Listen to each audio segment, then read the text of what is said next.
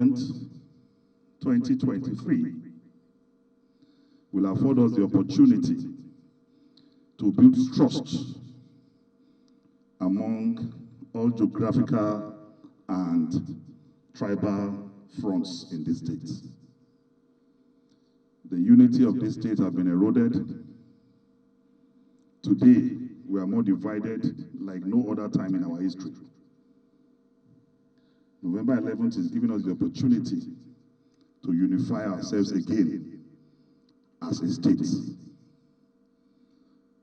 When I was coming, I passed through River Niger in Etobe, and all rivers in this state are not barriers. They are not dividing us. They rather unite us like the conference. We in the PDP will make sure, sir, that we re-emphasize that we are one and the same people.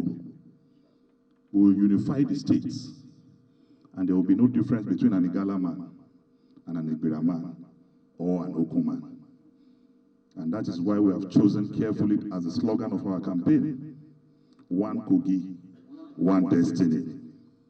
Because we are one and the same people, and development will be even in consideration with population and landmass. Sir, Ankpa Federal Constituency is a very unique federal constituency. This constituency produced the first PDP, this federal constituency produced the first PDP governor. And by the grace of God, this constituency again will repeat history by producing the first female deputy governor. Ankpa have been blessed by God and is supposed to be one of the richest local governments in this state because of the coal deposits in this place. We will make sure, sir, the exploration, marketing, and value chain for coal will be actualized under the incoming PDP government. In the eastern part of this state, we have now discovered crude oil. But the benefit is just on paper. We will transform the benefit from being on paper to paper money.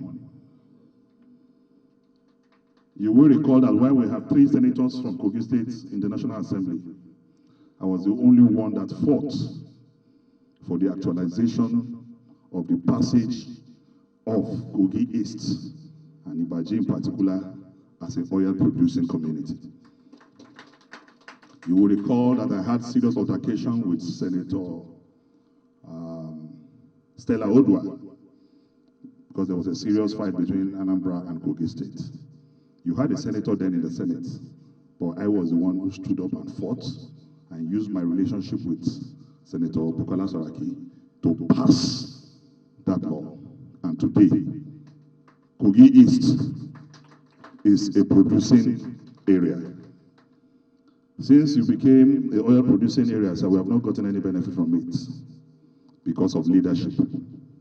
I will make sure, sir, that every opportunity that is supposed to be associated with oil producing states, that Kogi benefit from it. We will also safeguard the environment where this oil is being sourced. We will fight against pollution and every other pollution.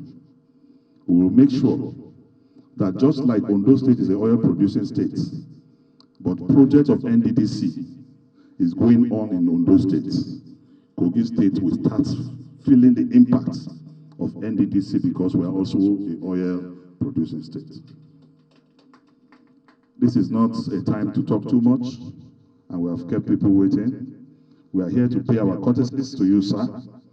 And secondly, to ask for prayers, because you are closer to God than us, and you have been ordained by God, your children to be blessed.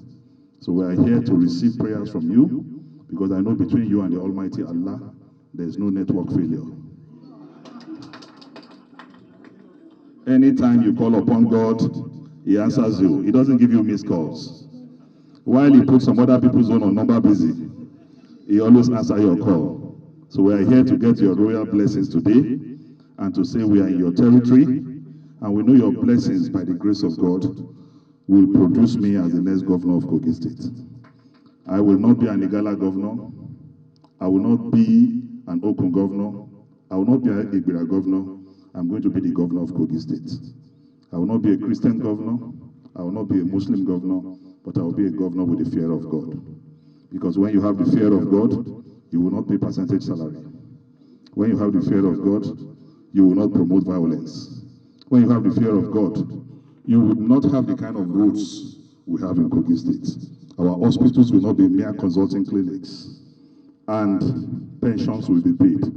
Promotions will be cash backed, and local government administration will be handled by local government people, and there will be no splitting of local government funds. Assalamu alaikum. Senator Dino Melaye said he's a friend and a brother, but you know the position we are today. Even if you are my son, I cannot officially endorse you. But we pray for the right person to be the next governor of Kogi State. This palace is for everyone. We don't want to know where you come from. What matters is who can deliver. That is our prayers. So I wish you all the best. And already you've seen Ankpa. Ankpa is a very peaceful place. We welcome visitors wherever you come from. We don't show differences. So Ankpa is your home. Not because you picked one of ours as your deputy governor candidate, but you are bosom friends to a lot of people from Ankpa during your ABU years. So, like you said, you have a title in this palace given to you by my late dad, even though you've not been taking care of it. But anyway, we'll look into that.